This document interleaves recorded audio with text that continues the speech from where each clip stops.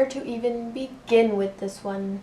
Perhaps by clarifying that there are many different kinds of anemone flowers, and this one that I'm referring to today is specifically Anemone Sylvestris.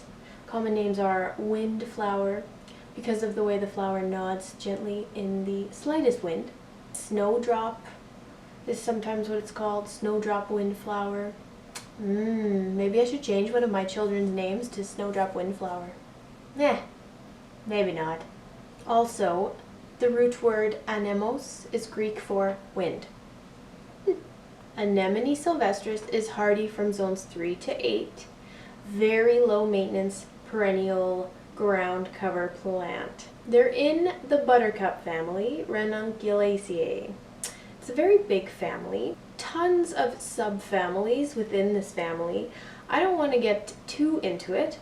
The main thing I wanted to touch on was that these are not poppies.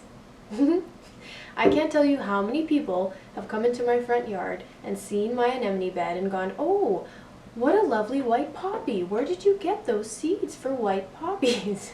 Different family entirely, okay? The poppy family is Papaveraceae, and this is how you can tell. If you look closely at the very center of an anemone sylvestris versus a breadseed poppy, for example, but most poppies, almost every poppy has this in the center, I believe. The anemone will always have this thick ring of stamens and then sort of a elongated cone center. The poppy will always have this signature seed pod sort of flower design at the top of it. That's an easy way to tell the difference. And actually, Anemone sylvestris, when it goes to seed, will just become these like cotton fluff balls of a plant. Soon, all these flowers will just be like a bed of fluff, and then they're carried off by the wind. How suiting. You can grow Anemone sylvestris from seed in the early spring, or you can sow the seeds in the fall for spring blooming, but it's a lot easier and faster to have someone divide their plant for you. I'm always a promoter of growing things from seed, even though it takes longer, but most people that look up YouTube videos want kind of the fastest, easiest way. If that's you, I'd say that's clump division. If you do want more info for growing Anemone sylvestris from seed, you can leave me a comment and I can get into that with you. Anemone flowers will either bloom in the spring or fall. Anemone sylvestris is a spring bloomer. You'll get some second shows later in the season most likely, but is predominantly a spring bloomer. Anemone sylvestris has rhizomatous roots. Some anemones have fibrous roots. Usually the fall bloomers have fibrous roots, and some of them have corms. Here's a visual of these roots.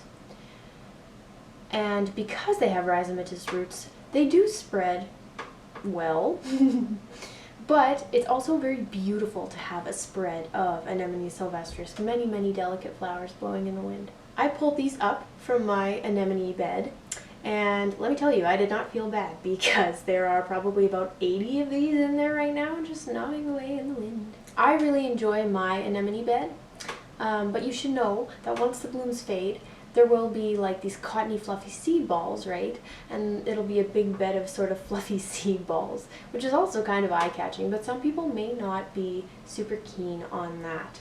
You could always cut them off if you're worried about spreading or if you don't like the look, because that foliage will be like a ground cover for the remainder of the season as well. It is very dense and thick, but be prepared for spreading. If you want to contain them somehow, you can get like a bucket or a container and just cut the bottom out and push it down into the soil so it stops those roots. Moving into the inflorescence, which is just a fancy word for everything above ground. The stem, the leaves, foliage, flower. The foliage is often referred to as fern-like. It's very low growing, considered a ground cover perennial. At the base there is basal growth, which means exactly that. The leaves are all coming up from the base of the plant at ground level. The leaves are palmately lobed in shape, and they are trifoliate, or growing in threes. The actual arrangement on the stem is referred to as whorled. Grows kind of in a circle around the stem.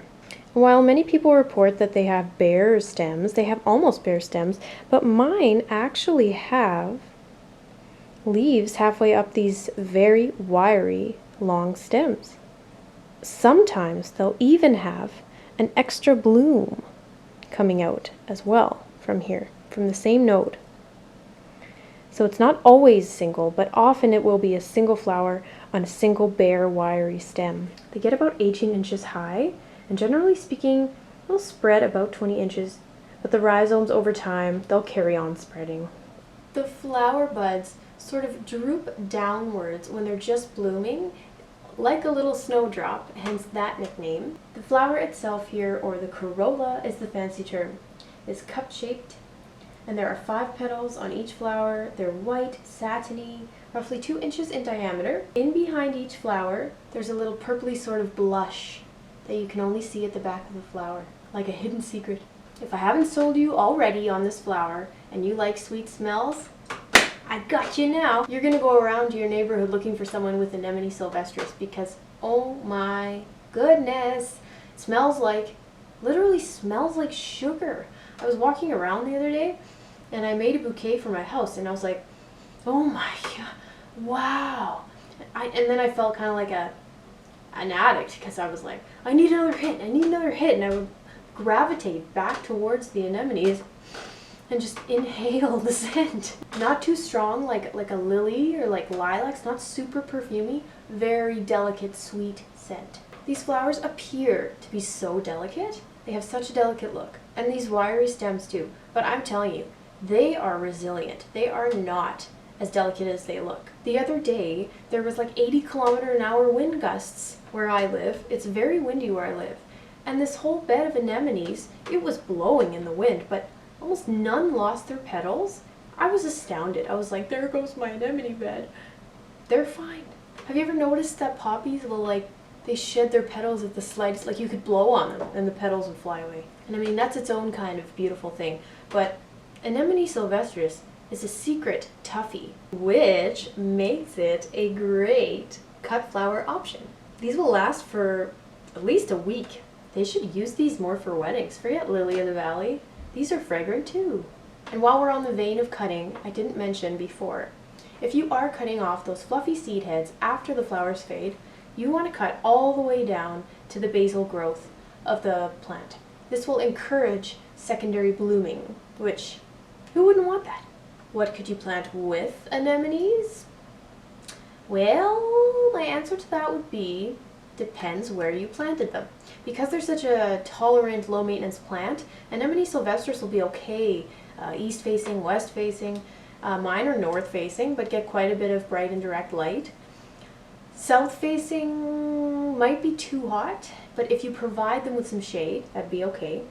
So if you plant them somewhere that gets at least 6 hours of sun, a great companion would be other spring bulbs, like tulips, daffodils. That would be great, but those ones like full sun, and they won't be as happy in partial shade. If you've planted your Anemone Sylvestris in a shady area or a partial shade area, you could do hostas, because deer love hostas. I don't know what it is. It's like the most amazing green delicacy to them. If you get deer eating your hostas, try planting them among your anemones. Maybe they'll stay away, or maybe they'll just be kind of hidden in there and help out. Hellebores are another good shade one because they have some nice height that match the anemones. Jacob's Ladder would be a good one just because you get some color in there, some blue and white. Ooh, and actually I believe Jacob's Ladder is also deer resistant. Those are a few ideas. There's plenty of other things you could do. I'll also add in, they would do really well under perennial shrubs that are higher or trees, because they'll get that dappled shade that's kind of like a woodland environment. If you want more specifics or different ideas, just leave a comment. We can brainstorm. Anemone Sylvestris could be grown in a container if you really wanted to. The soil would have to be well draining and the pot would need to be able to drain out, but they would look beautiful in containers. Oh, this smell. I want to eat these based on the smell. I bet they'd be so yummy, but they're actually mildly toxic. So don't eat them. I'm not going to eat them. Neither should you. Thanks for watching Plant Speak.